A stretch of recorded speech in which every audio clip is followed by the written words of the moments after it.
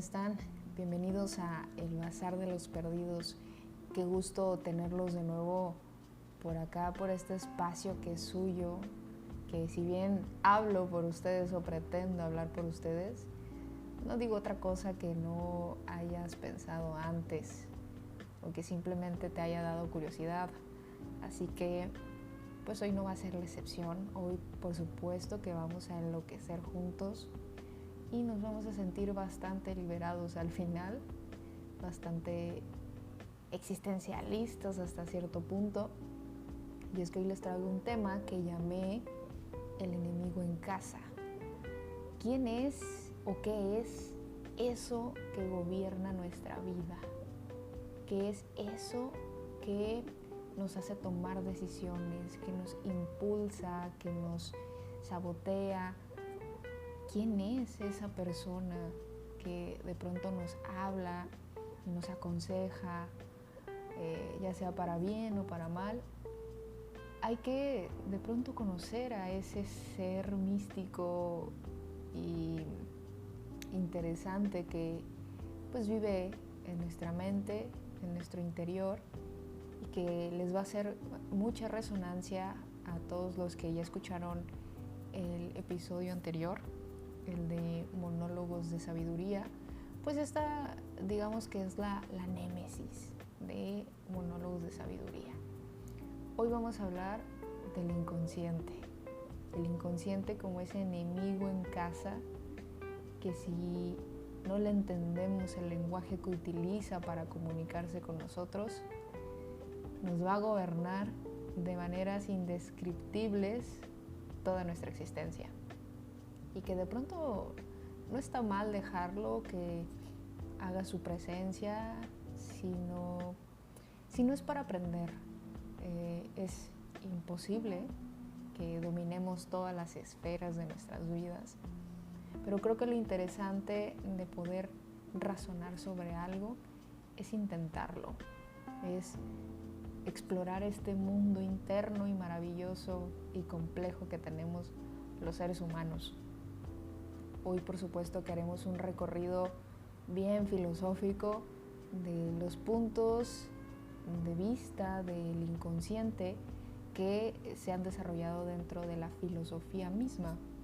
Hay varios filósofos que pues filosofaron sobre el concepto, aunque no con tanta frecuencia y profundidad como lo hicieron otros filósofos que se dedicaron a hablar de la razón, de la conciencia, de lo existente y digamos que de todo ese espectro positivo y progresista de la vida. Nos vamos a enfocar en estos filósofos místicos que hicieron todo un esfuerzo por hablar de aquello que no conocen, pero que pues por supuesto lo han sentido y lo vivieron en carne propia, que es el inconsciente. Así que empecemos hablando de un filósofo bastante interesante, bastante disruptivo y quien fue el parteaguas de la filosofía pensada desde la modernidad. Y me refiero precisamente a René Descartes, este filósofo creador, padre de la famosa frase cogito ergo sum, que en español nosotros lo hemos traducido a pienso, luego existo. ¿Por qué vamos a partir de Descartes para hablar del inconsciente utilizando esta frase que vendría a decir todo lo contrario de lo que queremos decir? Pues porque es precisamente con Descartes que se inaugura la modernidad y esta complicidad ingenua y ajena entre filósofos contemporáneos de hablar sobre la razón, sobre el hombre, sobre el humano pensante y racional. Cuando se inicia con esta etapa de la filosofía en donde profundizamos en nuestra racionalidad, pasamos por alto varias circunstancias que años o siglos después se retoma con Schelling, Schopenhauer, Freud y Lacan, que es el inconsciente. Entonces, Descartes, al proponer, inaugurar con la modernidad y lo que conlleva la modernidad, sepultó desinteresadamente al inconsciente y a todos estos elementos conceptuales que pertenecen más a un espectro negativo: el dolor, el fracaso, la irracionalidad, lo que no existe, la nada, la angustia. Todos estos elementos de los cuales ya hemos hablado un poco son los que se obviaron o se simplemente sepultaron momentáneamente en esos temas que los filósofos no querían hablar, y no porque no se sintieran capaces de hacerlo, sino porque nuestro descubrirnos, nuestro autoanálisis, nos sentimos ante todo seres existentes, y sobre esa existencia hay que tener una certeza, y sobre esa certeza recae la razón. Fue una cosa más bien de orden natural que de una elección de una agenda o de un itinerario filosófico. Es decir, Descartes no se levantó un día y dijo: hoy voy a hablar de todo lo positivo y progresista de la vida. Simplemente él cayó en cuenta que era un ser pensante y que a raíz de esto pues podía reconocer su existencia, y viceversa. Es una cierta dicotomía ahí interesante. Entonces, al hablar sobre este cogito ergo sum, Descartes delimitó el espacio de análisis sobre la razón humana, y como lo postuló otro filósofo como Jacques Derrida, 4 siglos después de Descartes, pues al obviar la razón, obviamos el inconsciente y no le sacamos provecho a todas estas cosas que nos son más familiares aún que la razón misma. También varios filósofos póstumos a Descartes sobrevolaron desinteresadamente este suelo del inconsciente, pero sin aterrizar algo en particular. De hecho, como lo mencionaba anteriormente, fue Schelling y Schopenhauer quienes tomaron como tesis principal el tema de la no razón, lo no racional, y pues ya con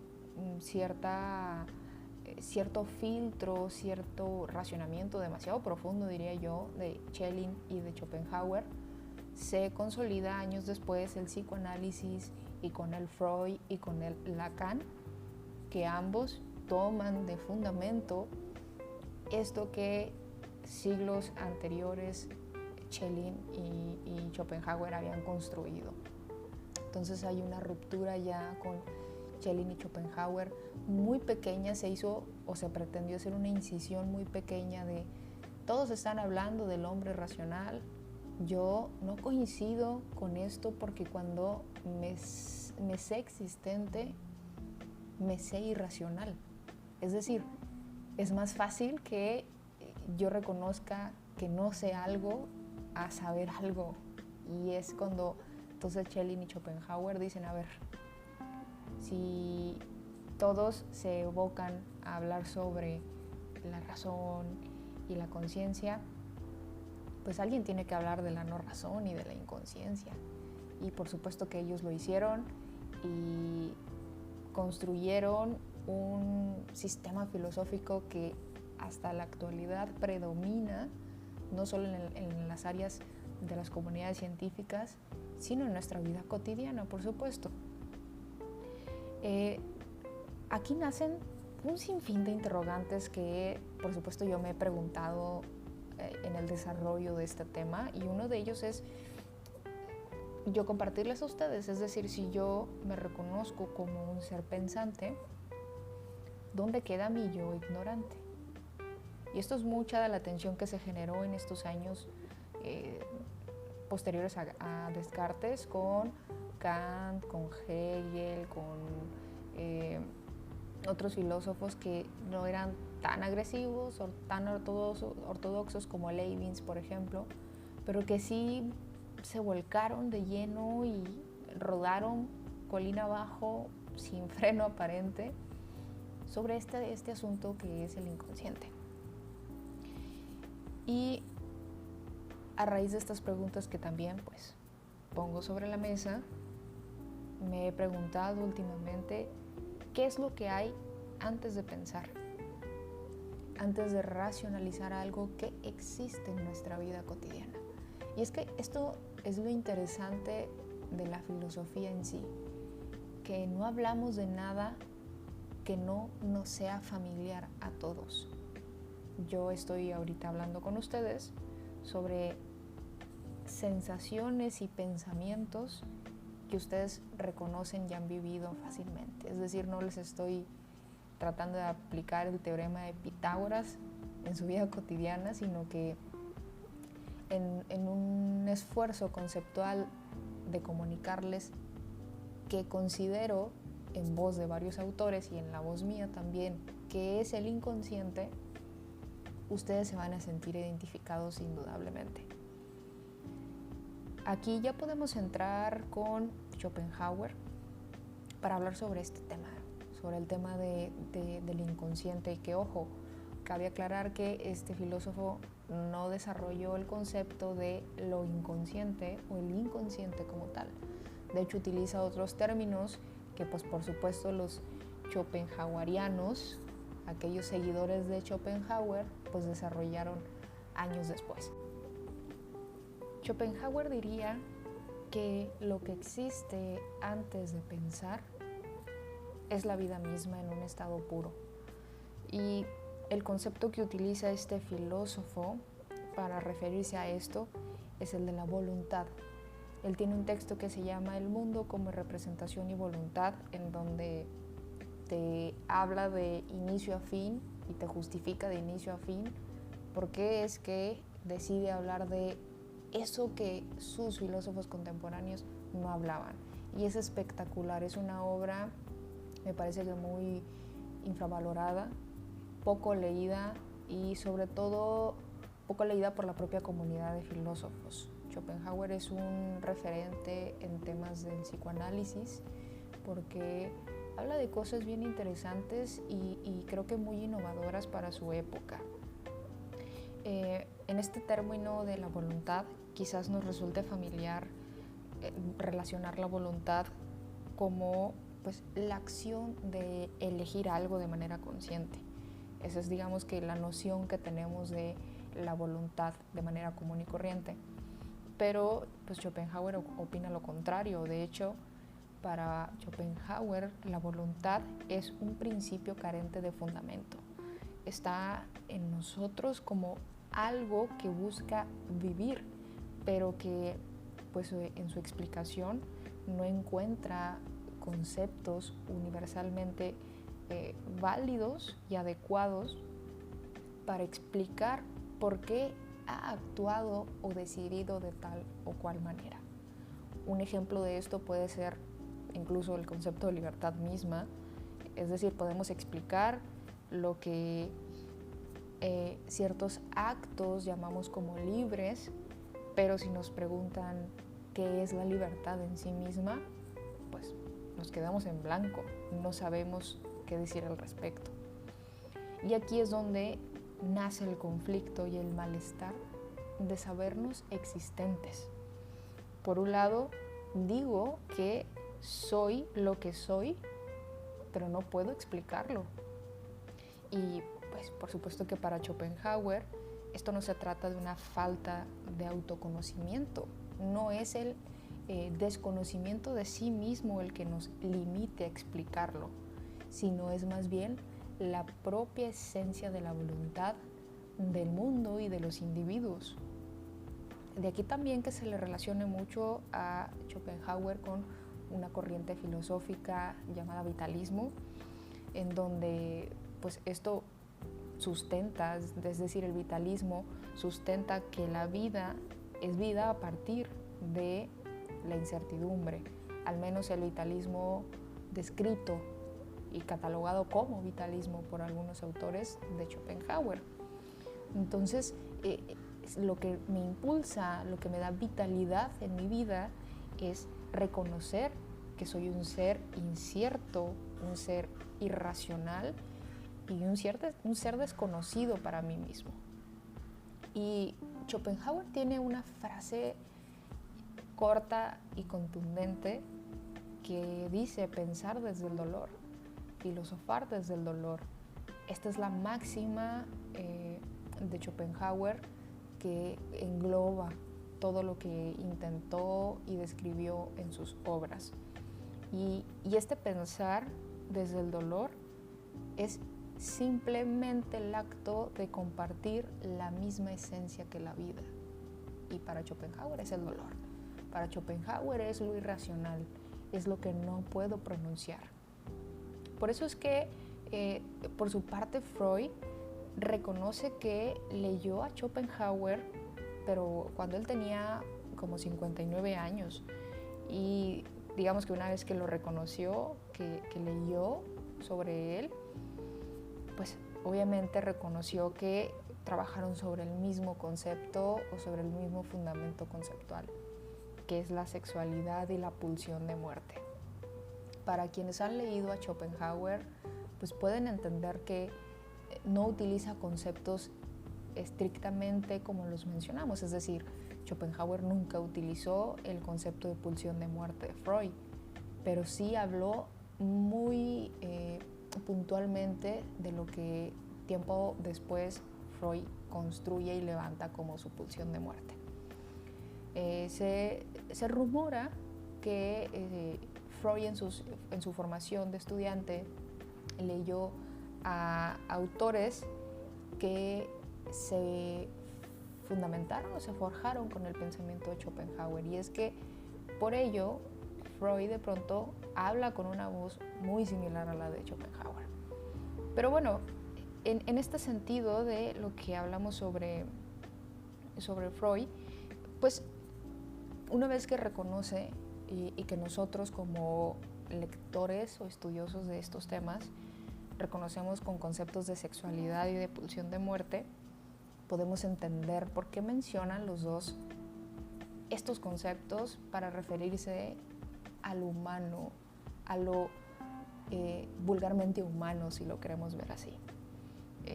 Recordemos que al leer a Schopenhauer podemos tener una lectura un tanto pesimista, pero es porque ese pesimismo es lo que le da el fundamento de sentirse vivo, de sentir la vitalidad. Y es claro, Schopenhauer en decir no es una elección, es decir, yo no decidí filosofar desde este pesimismo, es que estoy filosofando desde lo que soy, desde el dolor, desde lo negativo, desde la contradicción, desde la paradoja de la vida. Y Freud lo utiliza de manera pulcra, limpia, para describir el actuar del inconsciente. Entonces, esta esencia llamada voluntad en Schopenhauer, pues tiene un rival o ejerce una tensión natural con conceptos que nosotros manejamos y con los que realmente queremos empatar, que es el bien, lo justo, el amor y la felicidad. Para nosotros estos conceptos que les mencioné son los conceptos que dan origen y fin a toda nuestra vida. Es decir, nacemos y quién sabe en qué punto de nuestra educación andamos buscando hacer el bien, hacer lo justo, conocer el amor, ser felices, tener paz, tener tranquilidad.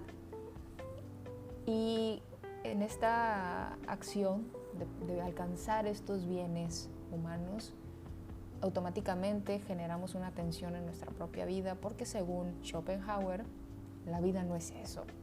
La vida no es la razón de lo que creo alcanzar, sino la irracionalidad de lo que yo estoy sintiendo y viviendo como humano. Aquí que nazca también el hilo conductor que une a Freud y a Schopenhauer con el parte que les mencionaba de la pulsión de muerte. ¿Qué es la pulsión de muerte? Para Freud, en términos muy coloquiales, es como esta acción inconsciente del humano de negar su existencia. Por eso es que le llaman una pulsión de muerte. Y Freud, por supuesto, lo hablaba en un sentido más como de crisis existencial, es decir, me sé tan existente que mi propia existencia me da un hartazgo, y ese hartazgo es lo que me hace sentir realmente vivo.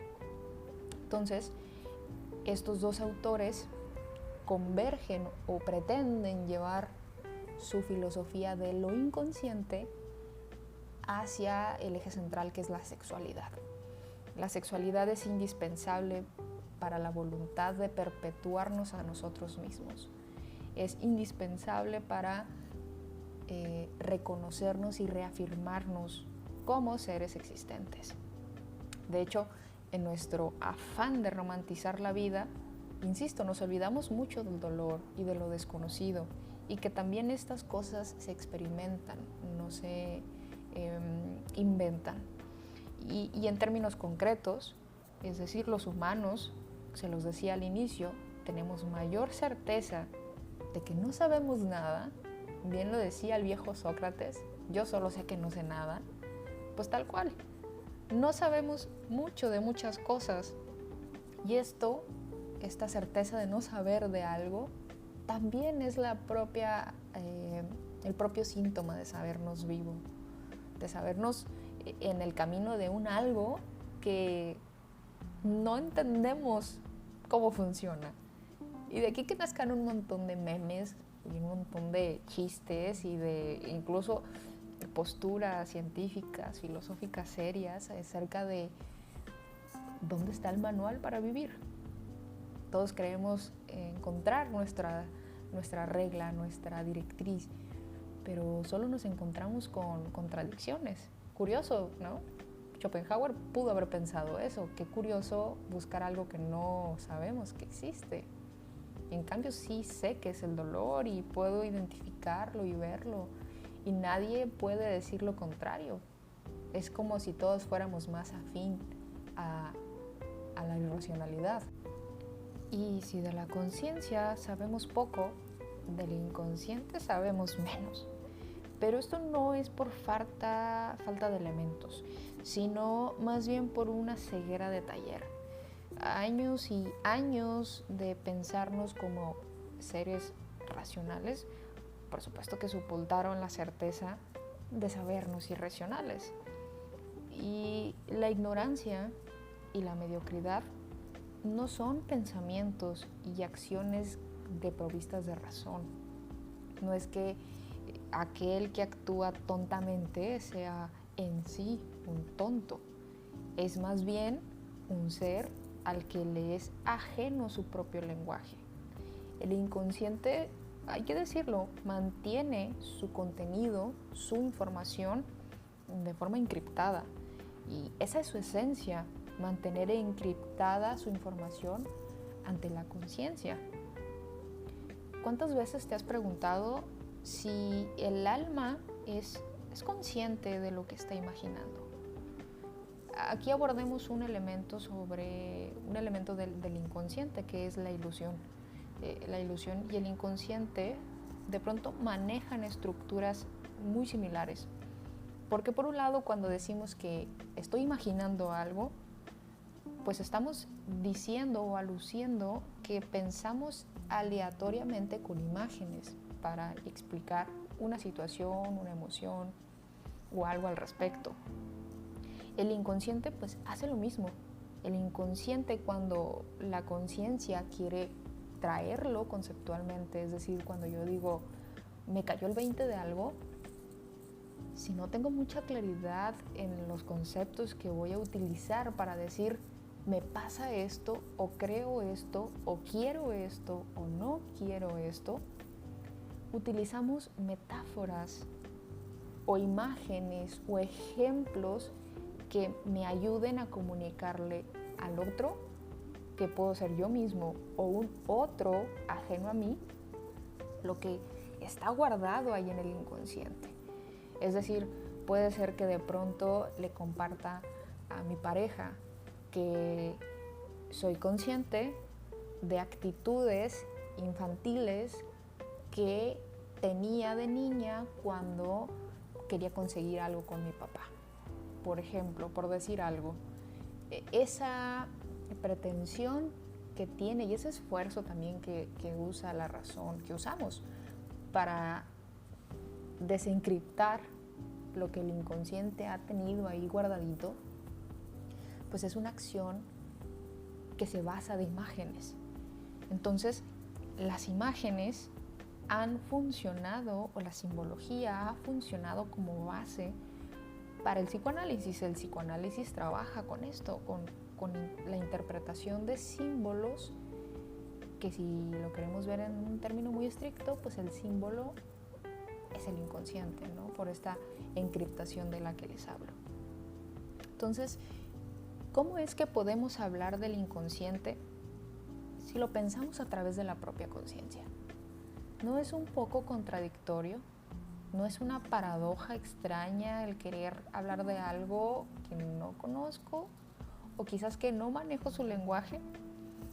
Para esto Schopenhauer diría en su texto, en su título de texto y obra monumental, el mundo es voluntad y representación. Es un constante acercarnos a la lejanía de la dolorosa certeza de lo que creemos ser. El humano busca insaciablemente la fórmula perfecta para construir su identidad, aunque en el fondo, y este fondo, curiosamente, podemos llamarle voluntad en términos schopenhauerianos, o podemos llamarle inconsciente en términos de Freud, en el fondo sepamos que no existe la fórmula perfecta. Racionalmente hablando, nos es imposible encontrar el ingrediente mágico para llevar una vida plena y para decir, esta soy yo y esto no soy. Es un simple juego de mezclas que al final nos dejan la certeza de la incertidumbre y la satisfacción de saber que jugamos a que sabíamos vivir. Puede ser una verdad platicada por mí un tanto dolorosa o un mucho dolorosa. Si han seguido el hilo de los episodios, pueden echarle un oído al que subí hace unos días de ¿A dónde van los que están perdidos? Y podrán darse cuenta que es mucho de esto de lo que les estoy hablando.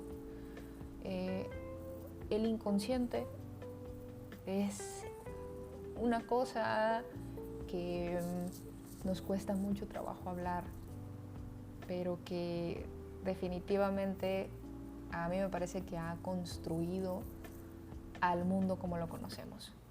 Es decir, si tenemos destellos de conciencia, porque ser consciente de algo requiere un esfuerzo sobrehumano, según lo que les he contado de Schopenhauer, pues vivimos más siendo inconscientes. Y con inconsistencia o con inconsciencia, bien me puedo referir a no tener certeza de muchas cosas. Es decir, yo creo que vivo, pero no sé si vivo correctamente. Yo soy libre, pero no sé si estoy siendo libre en sí mismo. Yo solamente pretendo que sé cómo es esto. Entonces, bajo esa pretensión hay un olor fétido de azufre del inconsciente, por supuesto. Entonces, si seguimos esa lógica, para mí que el mundo, como lo conocemos, ha sido construido por el inconsciente. Imagínense qué pasaría si nosotros construyéramos la mayor parte de lo que creemos ser socialmente hablando, con nuestras normas sociales, con nuestra vida cotidiana en general, con una conciencia muy despierta. Creo que es una utopía muy del humano creer y pretender alcanzar y despertar nuestra conciencia para construir un mundo mejor. Esa es la romantización que hacemos de la vida y eso nos vende la mercadotecnia. Y eso nos vende la educación misma. Por eso es que el inconsciente se relega mucho. El inconsciente no nos genera tanto esfuerzo mental, sino es más bien un esfuerzo emocional. Definitivamente me parece que aquellos que nos echamos clavados a ese mundo del inconsciente donde figura un lenguaje extraño, pues vivimos un poco cansados emocionalmente, porque bien lo decía al mencionar a Jacques Derrida, o a Jacques Derrida, este filósofo francés, con su concepto de la deconstrucción. Vamos echando tela hacia atrás para ver qué cosas hemos omitido, y a partir de eso, de lo que nadie habla, de lo que nadie reconoce, empezar a construir una identidad social, individual, familiar o como lo quieran llamar. Entonces, por supuesto que es desaprender. Su concepto lo dice, de construir un mundo desconocido, es aún más complejo. Schopenhauer trata de postular su filosofía con la intención de filosofar de una manera más tranquila. Es decir, a pesar de todo el caos que te genera leerlo, comprenderlo, asumirlo, más si lo lees también en voz de Freud, puede generarnos como mucha tensión. Pero esta tensión es la que nos libera, según Schopenhauer. Y esta tensión es la que nos libera, según también el psicoanálisis. ¿Cuál es el objetivo del psicoanálisis? Desarticular, simbólicamente hablando, lo que el lenguaje encripta y ver cuáles son sus raíces, de dónde viene tal o cual cosa. Y no quiere decir que una vez que yo comprenda el lenguaje de mi inconsciente voy a desarrollar mi potencial de cerebro, no, es más bien que me parece que para eso tenemos una vida, para conocer estas facetas de la existencia humana. No solo somos conciencia, no solo somos razón, somos irracionalidad, somos inconsciencia, somos cuerpo, somos pasiones, somos emociones. Y todos estos estadios de nuestra existencia conforman lo que creemos ser y lo que llamamos como humanidad. Entonces, chicos, chicas, a todos los que me están escuchando, el tema de hoy por supuesto que es fuerte y ojalá no me dejen de escuchar, ojalá me sigan escuchando y no se atemoricen de esto, porque más allá de ser un pesimismo, comparto con Schopenhauer la idea de que es una liberación, es un existencialismo, es abrazar esa realidad, ese espectro de realidad y volverlo consciente, porque es el propósito de este juego de transformaciones, de progresos y de cosas acá muy fumadas que de pronto ciertas disciplinas sacan, ¿no? Como el yoga, la meditación, y no es más que la pretensión de calmar esa voz del inconsciente más que comprenderla. Entonces, pues nada, les dejo hasta aquí el tema de hoy. Es una introducción a lo que vamos a estar hablando episodios posteriores y ojalá que les guste, ojalá que me hagan preguntas en las redes sociales, ya sean las del Bazar de los Perdidos o ya sea en mis redes personales como Michelle Campoy, en todas partes así estoy. Todo está público, me pueden mandar un mensaje y decirme qué fue lo que dijiste, me interesa saber más al respecto y yo con gusto les hablaré de esto de una manera relajada, porque ya de por sí es complicado hablar de esto y pretendo como que volverlo muy digerible. Así que les mando un fuerte abrazo, espero que se la pasen muy bien y que hagan una catarsis del tamaño del mundo para sentirse las personas más empoderadas de su vida. Hasta aquí el episodio, nos vemos en la próxima, amigos. Cuídense mucho.